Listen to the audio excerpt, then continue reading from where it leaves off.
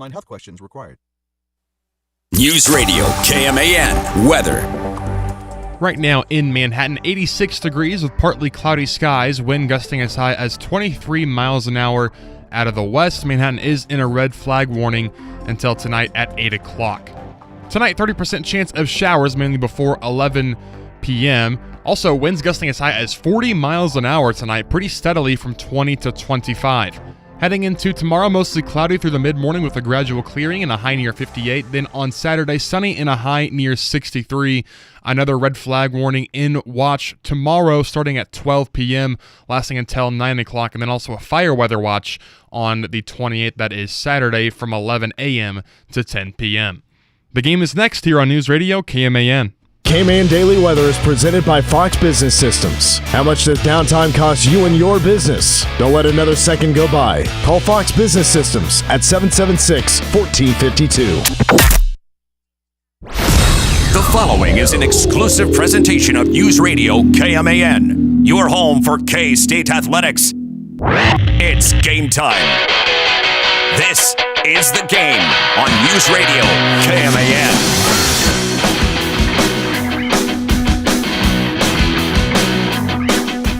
Toby, they say, I don't know if you've seen I believe it's a Phineas and Ferb beam is where it originates.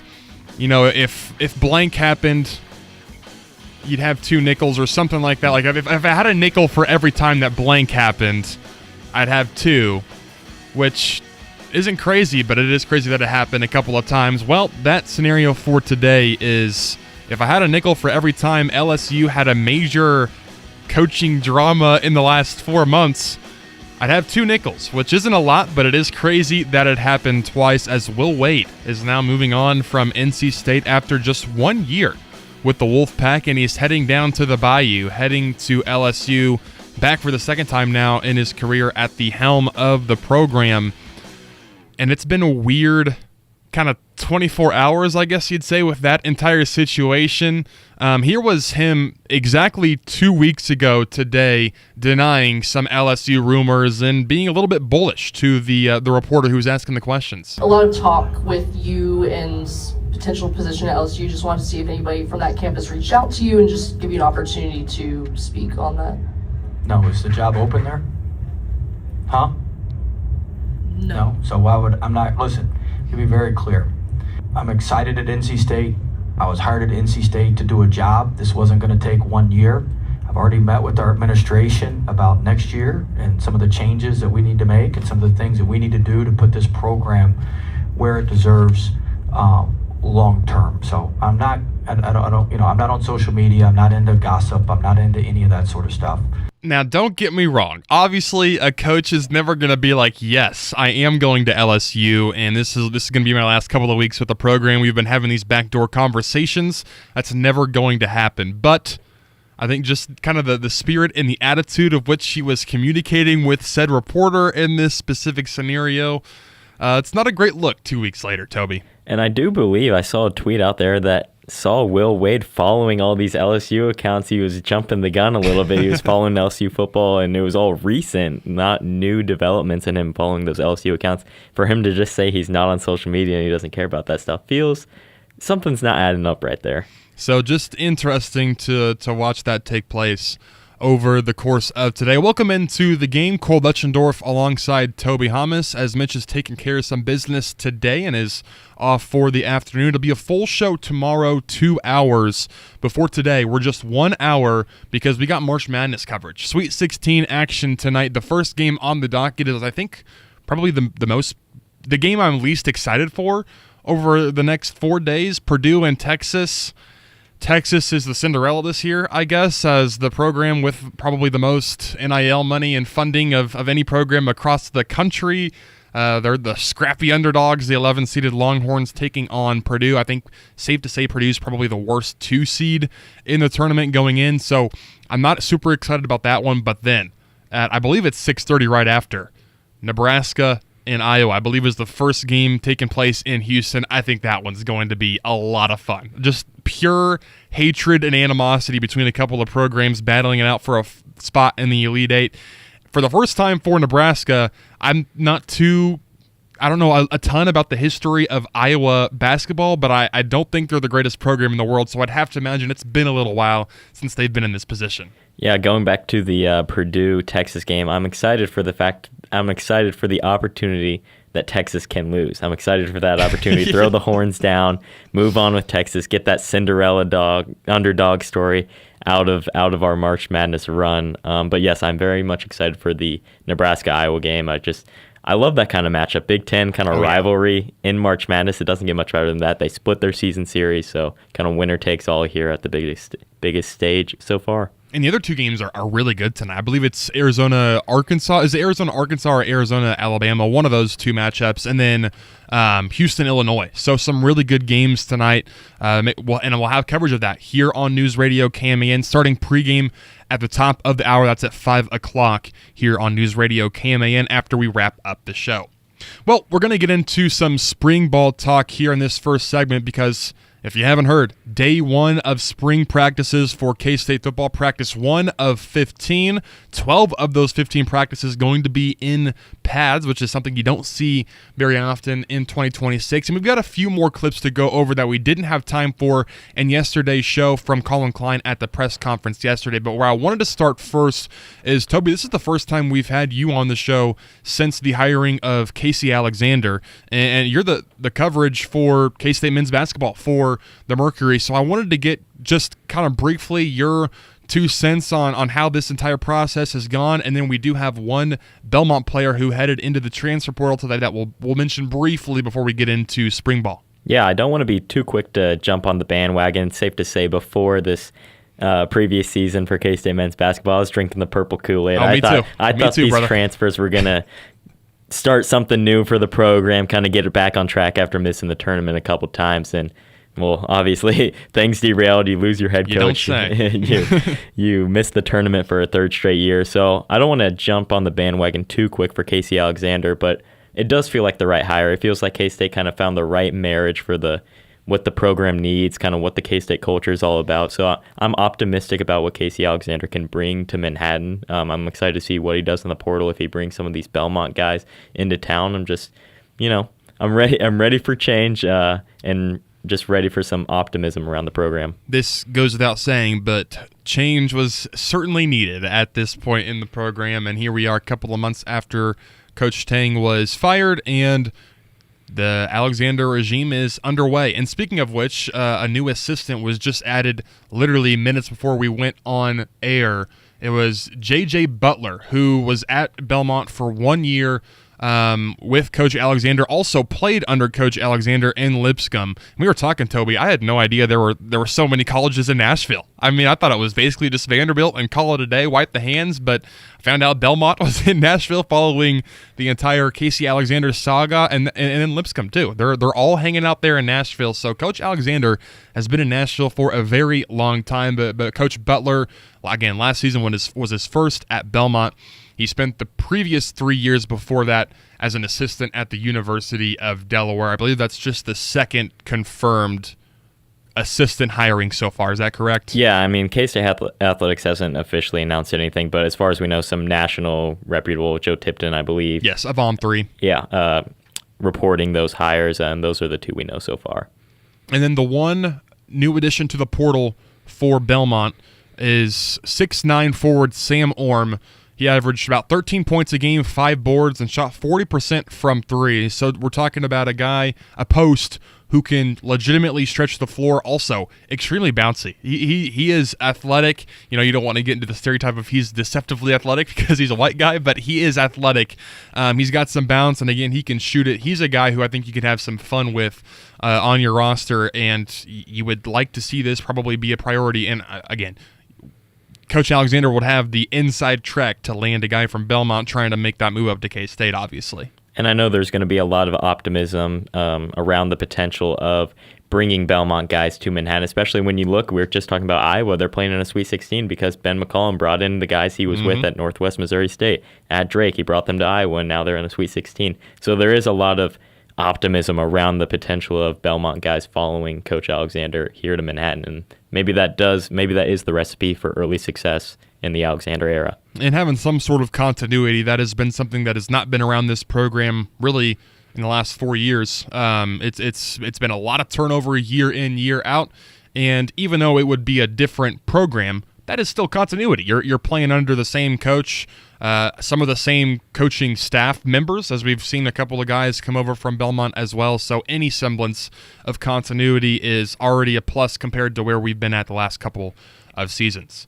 With that, we'll turn our attention again. Day 1 of spring practice for football. Yep, it's that time of year. It's time to get on the pads, to get on the field.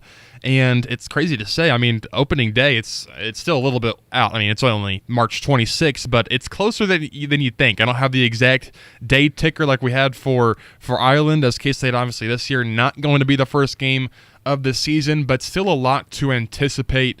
Because if you haven't heard, Collin Klein, the head coach of K-State, the prodigal son returns, I guess you could say. And there's a lot to look forward to. We got into a lot of those clips yesterday, and you can find those podcasts anywhere where you get your podcasts. Apple Podcasts, on Spotify. It's also on YouTube. We're live streaming right now. Give us a subscription. Like that video, by the way. But going back to the topic at hand, Coach Klein talked yesterday in the first spring press conference, and this one isn't really exactly a surprise. Avery Johnson will be taking a majority of the reps early. Make sure, even though there is great history and familiarity, that even though, hey, this is who we are now moving forward, that he's very comfortable in that. And all of us are very used to working with each other, and he's used to working with the guys around him to make sure that, we know very much who he is as a player. Not that every player has room to get better and improve in areas, but so I think initially he'll probably take the majority, but then as we go through the spring, being able to develop the depth at that position will be important as well, and so being able to massage that down the stretch is probably the plan. And just for some clarity, the question asked wasn't who's going to be the starting quarterback, because I think everyone knows that answer, I would hope. But it was more along the lines of, how familiar is Avery with this offense after a couple of years in a couple of different systems? Is he ready to take the full swing, or are we going to get some more guys in there early as they try to learn the program, whether it's, Jacob Knuth behind him, or getting people that haven't had that experience that Avery has had? But no, it's going to be Avery taking the bulk of the reps on the first team early in spring ball. It's not like groundbreaking stuff, but I think it is important to note early. Yeah, and you mentioned it. I feel bad for Avery that he comes into K-State with all these great expectations, such a high-profile recruit, and then he gets a new offensive coordinator each of his first 3 years in Manhattan. Now, obviously, Collin Klein is the first OC he had in Manhattan, and now Collin Klein returns to Manhattan.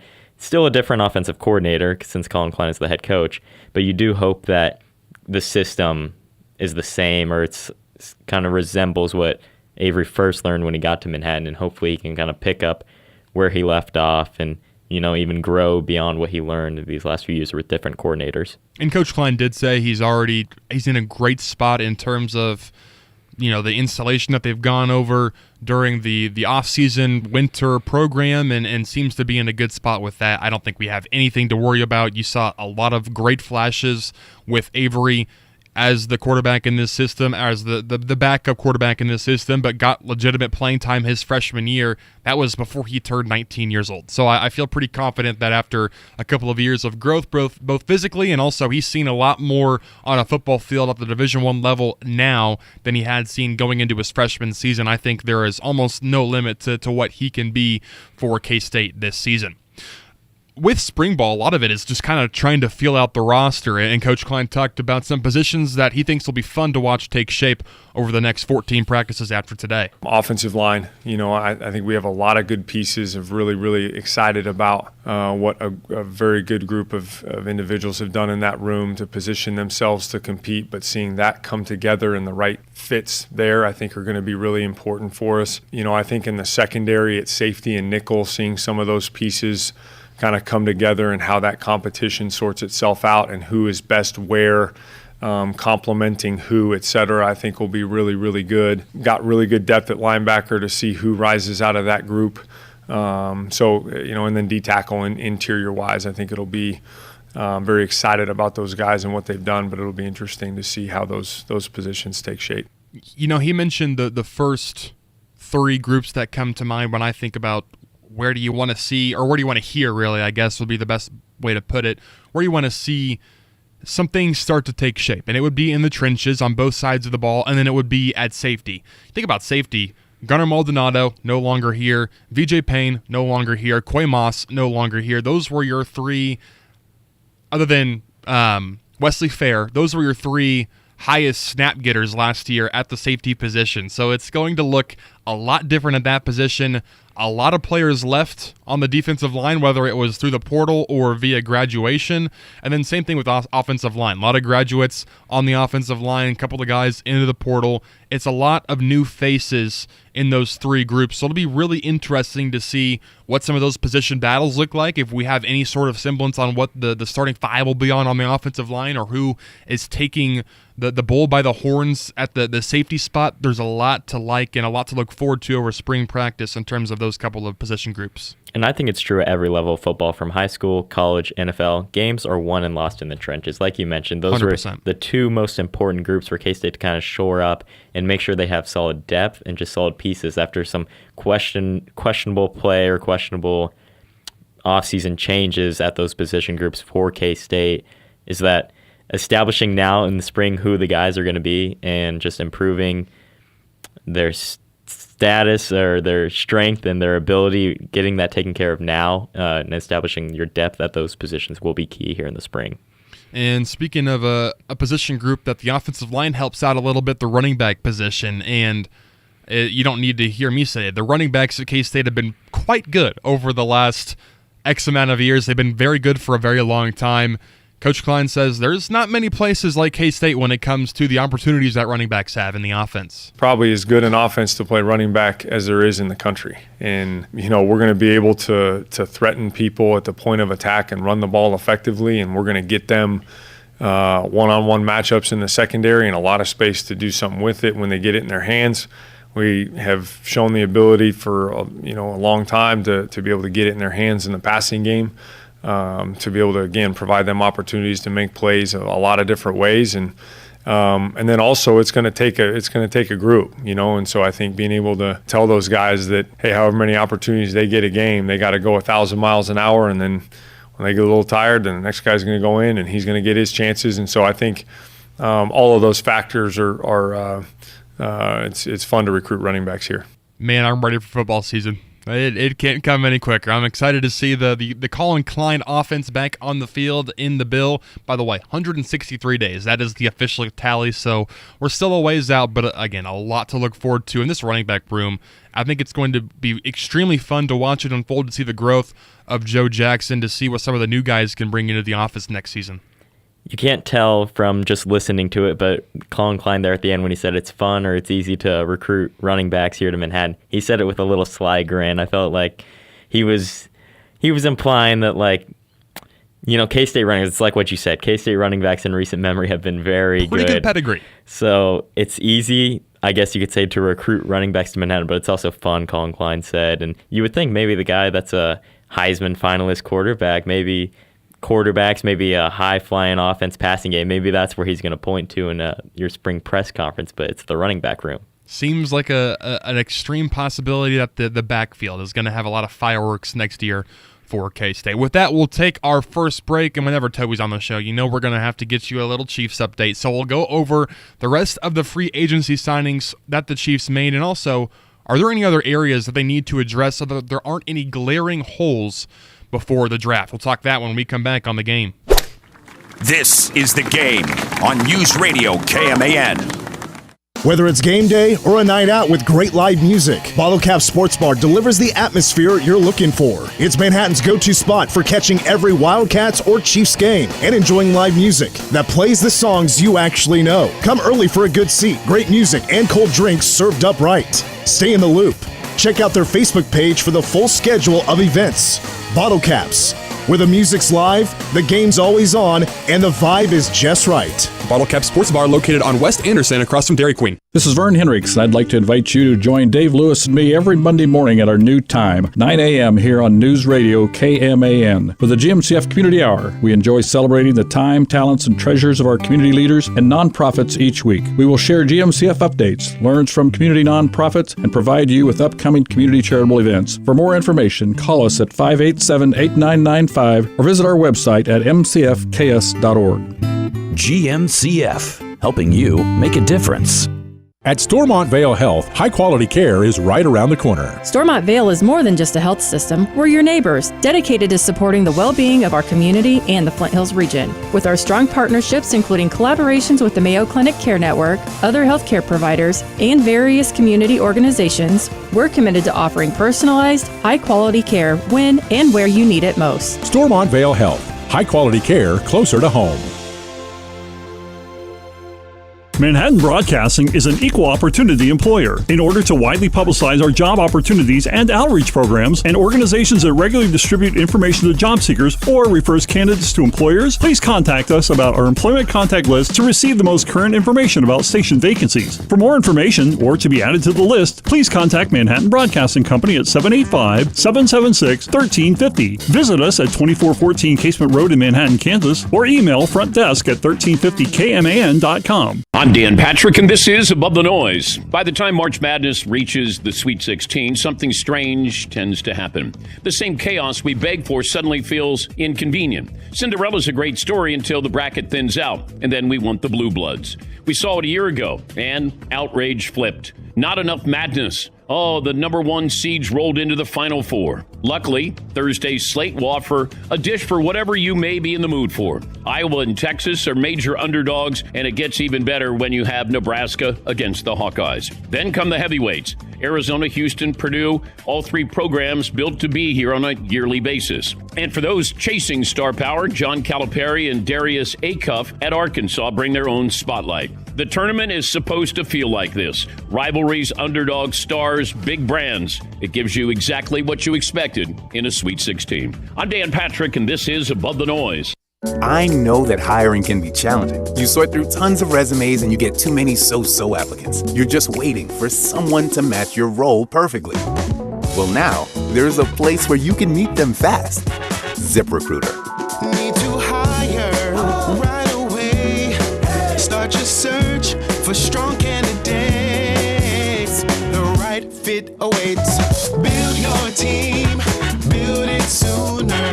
Meet your match on ZipRecruiter. Just head to ZipRecruiter.com/free right now to try it for free. And you're on your way to meeting your match. 4 out of 5 employers who post on ZipRecruiter get a quality candidate within the first day. So try it now. Go to ZipRecruiter.com/free. Once again, that's ZipRecruiter.com/free. Meet your match on ZipRecruiter. Try it free. Basically, get out of the way. The Dan Patrick Show. Dan Patrick. I know we love the Cinderella story, and please don't tell me that Texas is a Cinderella story. Now, they have rumored to have spent around $5 million on their roster this season. You know, they underachieved maybe during the year, but that doesn't make them a Cinderella story. There's no Cinderella story there. The Dan Patrick Show. Dan and the Danettes and you. Dan Patrick, weekdays at 1 on News Radio, KMAN.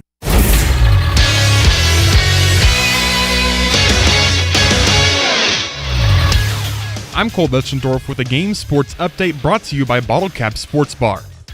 K-State football began spring practices earlier today after a 3-month winter workout program. Head coach Collin Klein spoke to the media yesterday ahead of today's first practice.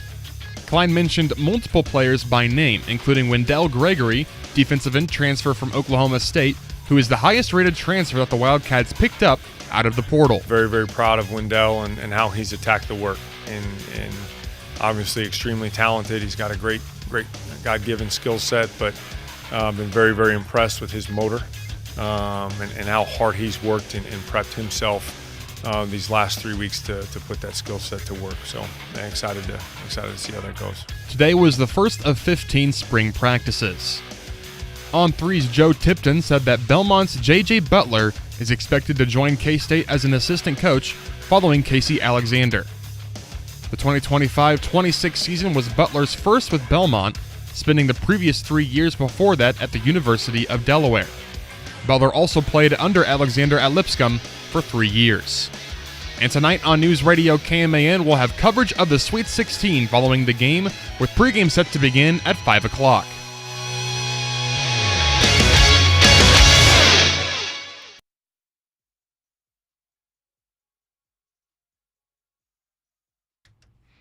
Toby, I feel like I've said this before on the show, but I feel like the older I get, and I say that as a 22-year-old, but the older I get, the more I enjoy the offseason portion of the NFL. And don't get me wrong. I mean, obviously, regular season playoffs clears, but I kind of appreciate some of the finer things in life, like a free agency period, or we're getting ready for the draft. Like, that's a little bit easier to take when I'm not, an 8-year-old who's like, when is football coming back on? Yeah, that's a fair point. For me, when I realized I was getting older is when I mowed a yard and I looked out there, I'm like, dang, that felt really good to have a nice, clean, cut, mowed yard. I had this, not the same in terms of what it was, but I warmed up a bowl of something in the microwave at my apartment the other day, and I used one of those like bowl koozie like holder things, just so I was preventing my hands from being burned off on the trip from the microwave to the couch. And for some reason, I just felt an overwhelming amount of pride. I'm like, I'm an adult. I just used a bowl koozie, and I don't think I've ever done that before in my life. So that felt good to see one go through the hoop, Look at us adulting at the ages of 22 and 21. Oh, yeah. I mean, big adults in the room here. Yep. It's a young average show when Mitch is out of town. Not that Mitch is very old either. Okay, so to recap what we've had, and we'll go quickly over the free agents that we went over when we were in Kansas City, getting ready for Manhattan and their 6A state tournament appearance. These are the free agents that the Chiefs have picked up so far. We won't go too in-depth on them because we already went over them a good amount in KC. Kenneth Walker, that's the one to be extremely excited about. That's the biggest swing the Chiefs have taken in free agency, and it feels like quite a while, especially at the running back position, probably ever at the running back position. Safety, Alohi Gilman.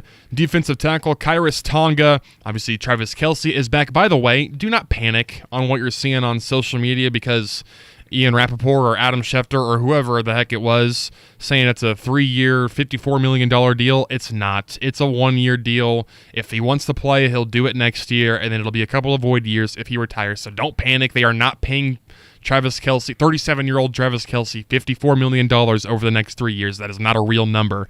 Tyquan Thornton is back on a 2-year deal. And then the first one to go over that's notable is Kader Kohu, who is the cornerback out of Miami. Did not play at all last year. He sustained a torn ACL in training camp, so July of 2025. Last year would have been his 3rd season, I believe, in the league. Now, this is a guy who in 2024 played in 15 games, had a couple of picks, 8 pass breakups, a ton of time played in the slot. And on the surface, you'd say this is the Trent McDuffie replacement, but not exactly, because last year, you look at the snap counts, Trent McDuffie played about 4-to-1 ratio in terms of outside corner to slot corner. This is more of a Shamari Connor replacement, and that's huge because Shamari Connor has proven he's a legitimate safety in this league. He's a great too-high, run-of-the-mill safety. He can tackle. He can be that deep shell over the top. What he cannot do, by any means, by any imagination, is play slot corner. He's terrible in the slot. For some reason, and again, Spagnuolo has more information in his pinky than I have when it comes to how to put a defense together, but Shamari Connor is not a good slot defender. If Kohu can be what he has been in the past, that's a solid guy to depend on there as your 3rd slot receiver or slot cornerback. He's only making $1.8 million. It's a 1-year deal, kind of a flyer on a guy who got banged up last year, but if he plays how he has shown he can play at the NFL level, you feel pretty okay about this pickup for the Chiefs.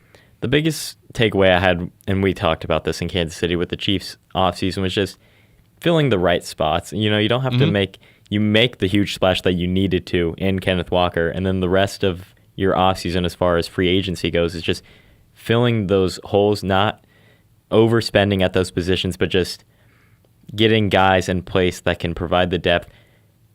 Shore up where you had some shortcomings last year on the defensive side especially, and then progress with a new group of guys, some younger guys, just some new energy to get the Chiefs back on track, more or less. And you mentioned not a ton of money being spent. Gilman, $8.25 million a year. Tonga, $7 million a year. Kelce, $12 million. Tyquan Thornton's $5.5 million a year. And then these next 2 guys combined making $3 million for the 2026-27 season. The next guy, one that I think maybe has gone under the radar a little bit for the Chiefs, but I think he immediately elevates the running back room even more. I think he probably would have been the best running back on the roster last season. Running back Emari DeMarcado, He went to TCU, lost to K-State in the Big 12 championship in 2022, and then has been an undrafted free agent with the Cardinals over the last couple of seasons. And I think this is a guy who, it's a great back to give a little bit of take a little bit of the pressure off of Kenneth Walker's shoulders. He's not going to give you 20 carries a game. He's only had 176 touches, including receptions, in the 40 games that he's played in his career. For reference, Kareem Hunt had over 200 the last 2 seasons with the Chiefs. I think this guy gives you some juice out of the backfield. He ran a 4.44 40 coming out of TCU. And again, I think he would have been the best running back that the Chiefs had under contract last year if he would have been on the roster. And part of the reason Kenneth Walker was so good for Seattle last year is that they had a really solid running back alongside him in Zach Charbonnet.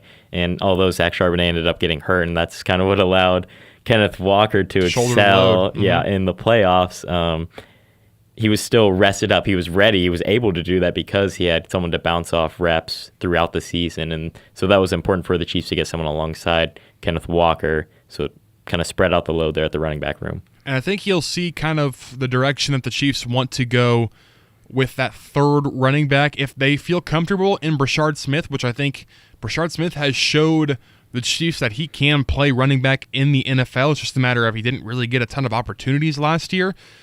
Now, if they go out and draft a running back, in the 6th round, late in the 7th, then you see, well, okay, maybe we don't feel the most comfortable with Brashard Smith, so let's try to get another body into the room. Do they pick up another one-year flyer on Kareem Hunt, who proved that, yes, you shouldn't be giving him, 15 to 20 carries a game. That's not who he is at this stage in his career, but he's a fantastic short yardage back. He's fantastic in pass protection. He can do some things in the pass game. If you want to give him another, $1 million vet minimum kind of contract for him to be back next year, I wouldn't be mad about that. You have 3 different guys who can play 3 different roles. It'll be interesting to see the direction they go with that third running back. Do they want to have a 4th? What's the direction they'll go? A lot of room to play in the running back position now.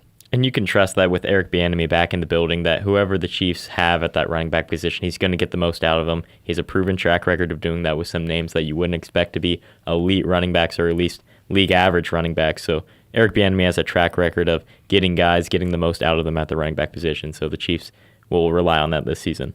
The next 4 guys to go over, not anything too notable. Mike Caliendo's back, not super excited about that, but you'll take him on a vet minimum contract. Nico Remigio is back in terms of a camp contract, at least for now. I'd be okay if we saw Brashard Smith have a lot of success in a punt and kick returning role. I would not be mad at all if we saw him in that role over Nico Remigio. Nico definitely took a bit of a step back last year, I think it's fair to say. Shout out Drew Tranquill, who took a roster or a contract restructuring, took a pay cut to stay with the Chiefs, to give them some money to do some things elsewhere, because he would have probably been a cap casualty. The Chiefs would have saved about $6 million by cutting him. Instead, he restructured his contract. He's going to be a very important depth piece for the Chiefs at linebacker. I mean, not even depth. He's just going to start for the Chiefs at linebacker. And speaking of linebackers who return for the Chiefs, Jack Cochran, all respect to Jack Cochran. There was a lot of penalties last year in special teams. He's one of Tobe's guys, so you knew this was probably going to happen. My dad and I were kicking around the idea that there should be some sort of reverse incentive where for every holding or blocking the back penalty that he picks up on punt or kick return, he needs to pay the Chiefs. Usually it's, Tonga reached 2.5 sacks, so here's a little extra money. Here's $250,000. Well, Cochran, every single flag that you get called for this year, you got to pay us back $10,000 or something to that extent, because there was a lot of them last year, and that doesn't go just for Cochran. That was the special teams unit in general, but I digress. Anything to add for those 4 guys, Toby? You can call it the Jawan Taylor clause. Yes, 100%. But speaking of which, if they want to bring Jawan back on a little 1-year, $4 million deal, now that he's not getting paid $28 million, hey, well, come on down, Jawan. We'll take you back. A couple of positions to potentially attack for the Chiefs, whether that be in free agency or whether it's attack through potentially a trade.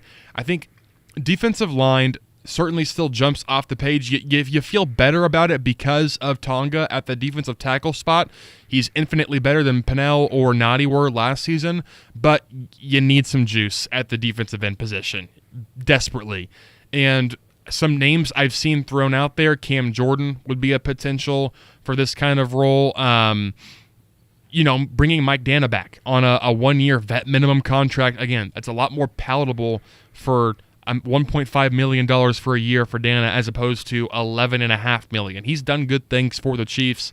You just need someone who can take the pressure off of Karlaftis and Jones. Someone who can win a one-on-one matchup occasionally and just provide some sort of juice, because then if you get, Reuben Bain at number 9 in the draft, then you feel all of a sudden pretty solid. If your starting 4 defensive line is, Chris Jones in the middle and then some sort of situation with Cam Jordan, Reuben Bain, and George Karlaftis, that is infinitely better than what we saw last year. So I think defensive end 100% needs to be addressed at some point. And it might be a test to our patience a little bit, having to wait till the NFL draft when this defensive line has left so much to be desired, not only on the field recently, but this offseason. You make the one early move, but then there is still a little bit to be desired on that defensive line outside of Chris Jones and George Karlaftis. I've seen recent mock drafts where the Chiefs are doubling down on the defensive line early in the draft. I think you could see that, like you mentioned, with Reuben Bain or some of the other options there on the defensive line for the Chiefs' top pick in the top 10. But we'll see. We'll see what Brett Veach comes to, what decision he makes when it comes to the draft. But we do know the defensive line is a major priority for this team and a successful offseason. And what I don't want is for a ton of pressure to be on guys like Ashton Gigliotti and Omar Norman Lott to... A, for Omar coming off of a torn ACL, B, for Gigliotti just in his second year. Now it's like, all right, now you guys are the guys, about 50% of the snaps to go out there and be extremely productive for this defensive line. One thing to know, FAU should be back next year off of injury, but that's left a lot to be desired out of a first-round pick. So we'll see how that happens. I really hope King Felix can... He's showed flashes and sparks, but... consistency needs to be there for FAU, so hopefully that hamstring is nice and healed up after a full year on the IR. I would love to see FAU have a lot of success with the Chiefs. That could be a little bit of wishful thinking, but I'm rooting for them as hard as any Chiefs fan. Wide receiver would be an area where I think you look at the guys who are under contract right now. Bringing not Hollywood Brown, he signed with the Eagles, but bringing Tyquan Thornton back, positive. Very happy with that. Good value. He showed great signs last year. Your other wide receivers are Rashee Rice. Who knows if he's going to be playing football, given some of the off-the-field things. Xavier Worthy, again, shown flashes, but wildly inconsistent. That's kind of it. So you need to get wide receiver, and the problem is very slim pickings right now in free agency at the wide receiver position. I've seen some people throw out some potential trades, whether that be, dealing with the Jaguars and saying, Brian Thomas Jr., come on down. We'll give you next year's third that you picked up in the Trent McDuffie trade to bring him to play a true X wide receiver.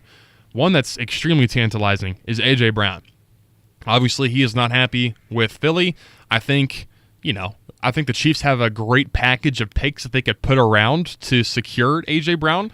Say, I don't know, pick number 29 that you traded or that you acquired in the Trent McDuffie trade. I think if you frame it like this, you traded Trent McDuffie and received A.J. Brown for a 6th and 7th round pick, I think you would take that trade. So maybe you take this year's Eagles first round or this year's Rams first round pick, next year's 3rd round pick from the Rams, and say, hey, Philly, do we have a deal?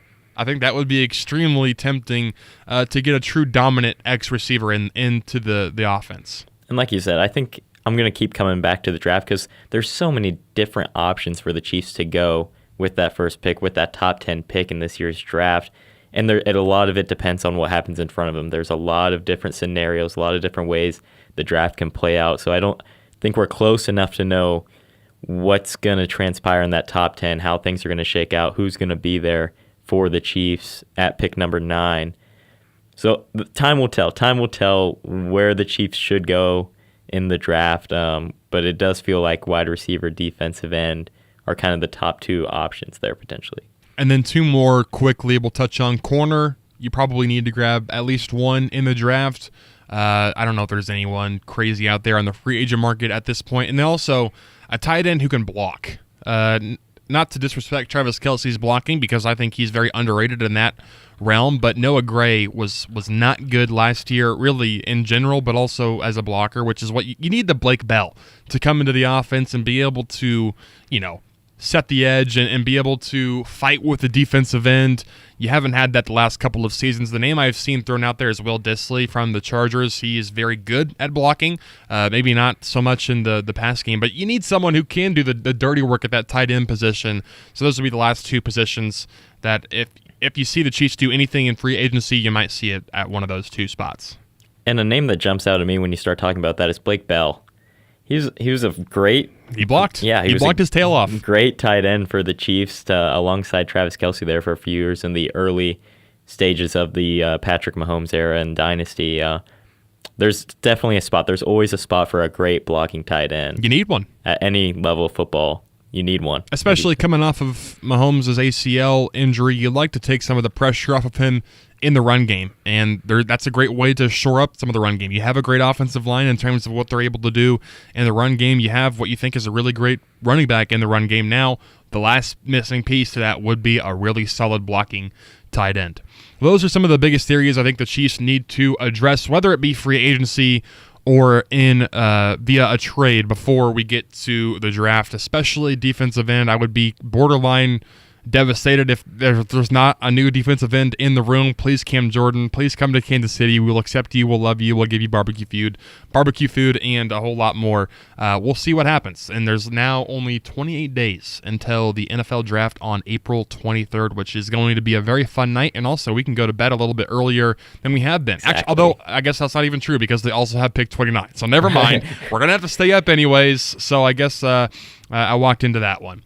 We're going to finish up the show when we come back. Another look at the Royals ahead of opening day, starting with some of the free agency additions, and then we'll take a quick look at the pitching staff as they start tomorrow. A lot of fun with the Royals back on, and I think they have some high expectations for this season coming off of their first back-to-back winning season since 2014 and 15 when they won a couple of AL pennants. Will they win a pennant this year? Hey, I think there's an outside shot. We'll talk that when we come back to end the show. Your home for K-State Sports. K-State will run it. Here's Deuce. Deuce breaks a tackle. He's at the 20. He's at the 10. He's in the house. He's in the house. Touchdown, Cats. This is The Game on News Radio, KMAN. Every body is different. Some get injured and others wear down. At Orthopedic and Sports Medicine Center, your unique condition is at the center of what we do. Locally owned, OSMC is all-inclusive, featuring state-of-the-art equipment and treatment from diagnosis through surgery, physical therapy, and a return to activity to get you back to an active and pain-free life. Orthopedic and Sports Medicine Center, the same doctors trusted by Kansas State University. The greatest comebacks begin here. More information at kansasortho.com. At ESB Financial, we think it makes sense to pay you. That's right, get paid 5.04% annual percentage yield on balances up to $20,000 with our free Kasasa Cash checking account. We'll even refund your ATM fees nationwide, and the best part is there's no monthly service charges or minimum balances to keep. All you have to do to earn your rewards are a few simple things each month. The best part? These things make banking easier. Visit esbfinancial.com to learn more. Special terms may apply. ESB Financial, member FDIC, equal housing lender. Spring is in the air and summer will be here before we know it. The worst time to find out your air conditioner isn't working is when it's hot. Make sure you get your air conditioner checked and serviced at Mid-State Mechanical, your local independent American Standard heating and air conditioning dealer. They service all makes and models of air conditioning. Beat the heat this summer with Mid-State Mechanical. Call 537-4343 or visit midstatemechanicalkansas.com to schedule your service today. When severe weather rolls in, every second counts, and we're here to keep you ahead of the storm. Count on us for the latest alerts, live updates, and real-time tracking to help protect you, your family, and your property. From heavy rain and damaging winds to hail and dangerous storms, we'll guide you through the changing conditions and keep you informed when it matters most. Powered by Candlewood Veterinary Clinic, Manhattan Wrecker, Hummel Tree Service, Tallgrass Windows, and Ozone Roofing.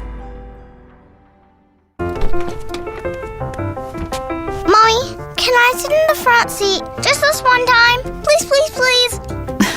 No, not yet. But why? Because I love you, and you're just not ready yet. Now, get in the back so I can get you in your car seat, please.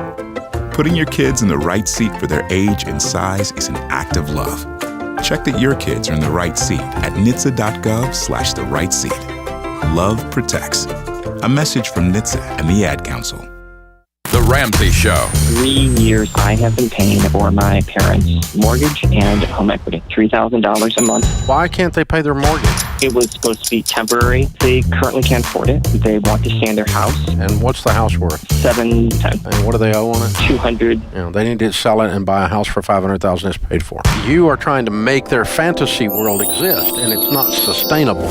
Life and money advice. The Ramsey Show, weekdays from 10 to 1 on News Radio KMAN.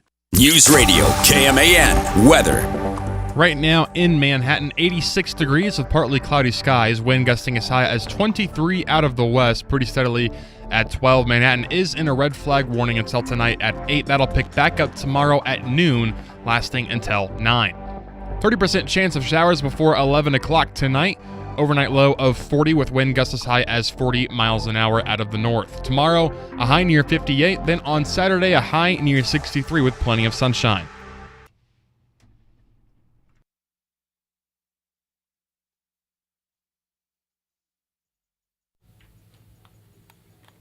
Wrapping up the show on this Thursday afternoon, Cole Dutchendorf, Toby Hamas across the glass. Hope you're having a great day so far. Again, this is the last segment because at the top of the hour, we got March Madness coverage for the rest of the evening here on News Radio KMAN. We will not have it tomorrow because the Batcats are heading out west. It's a 3-game series with Utah beginning tomorrow. And I believe it starts at 7 o'clock, trying to see if I have that correct on the schedule. Yes, 7 o'clock with pregame at 6:30 tomorrow on News Radio KMAN. And they'll try to pick themselves off the mat a little bit, dust themselves off, hope the bullpen can have a couple of solid games after last weekend's series and the midweek against Nebraska. That'll be tomorrow here on News Radio KMAN. All right. To wrap up the show, Royals are also in action tomorrow. We will not have that on the radio, but we'll be an affiliate throughout this season. Plenty of games to be played on KMAN for what should be a really exciting season for Kansas City. What I want to do is take a look at some of the free agents, some of the arms that were added for the Royals over the past offseason. And the biggest thing is 3 outfielders who probably are all better than rotational guys than Kansas City had last year. Starting with Isaac Collins, who is young. Last year was his rookie season with the Brewers. He slashed .263, .368, .411 in his rookie season. His .386, or check that, .368 on base percentage would have led Royals outfielders last year. So I feel like it's a great flyer to bring in a guy who you think has a high upside. He's got youth, and there's a chance there for that to be a boom kind of pick for the Royals. And you pick him up by trading Angel Zerpa, which he was a solid reliever for the Royals, but I'm not sad, I'm not heartbroken that they had to trade him to get a better outfielder than any outfielder they had last year. Starling Marte, this is an old flyer. He was also in the outfield, longtime vet heading into his age 37 season. He also slashed pretty well last season. He hit .270, an OBP of around .745. Again, that would have been top of the production for the Royals outfield, so you feel very good about those two. Just baseline are probably going to be there's kind of what I'm trying to get at. You can't really get worse than what the outfield was last season. Yeah, we've talked a lot about it on the show today, regardless of sport, regardless of team, position groups that left more to be desired, and that was exactly what the Royals outfield was last year. It was bottom of baseball in seemingly every offensive category, and that's not really an exaggeration. I believe on base percentage, hits, you name it, K-State, they were the worst. The Royals outfield was the worst last year in baseball, so any improvements are needed for this team. Couple of bullpen additions. Alex Lange, he only appeared in 1 game for the Tigers last year thanks to right lat surgery, but in 2023, he had 26 saves for Detroit with a .368 ERA. That's a guy who can come in and ideally provide some pitches and some innings and eat up some innings in the middle of games. Nick Mears had a 3.49 ERA last year in 63 appearances with the Brewers, had a 3.54 strikeouts to walk ratio. That's pretty solid. And then finally, this one is the needle mover. Matt Strahm, the all-star reliever from the Phillies, had a 2.74 ERA last year in 66 appearances.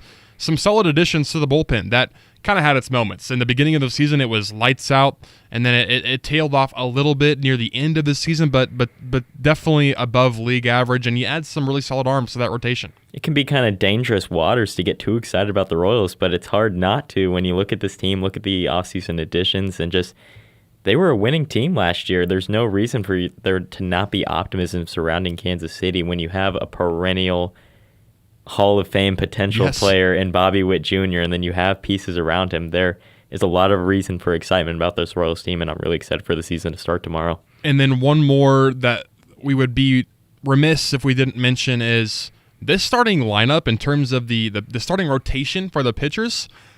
Pretty solid. And also you have some depth there as well. I think health is by far and away the biggest key. If healthy, this is your 5 go-to guys. Cole Reagans, he only started, I think, 3 games last year, and he struck out like 22 of the 48 batters he faced. It was by far the best strike ratio in the majors with at least, I think, like 60 batters faced or something like that. Chris Bubich, who he went down with injury. He was dealing over the course of last season. Seth Lugo tailed off at the end of the season, but was really good in the first half. Noah Cameron probably going to fade off a little bit because of just some of those sophomore slump kind of. Yes, and also some of the numbers in terms of like strikeout rate and things like that don't bode well to a great sustained success. He got a little bit lucky in terms of some of those areas. And then finally, Michael Wacha. He is 35, but he did decent things. If that's your 5th starting pitcher, you feel pretty good with that. And you have a couple of guys in there for depth as well.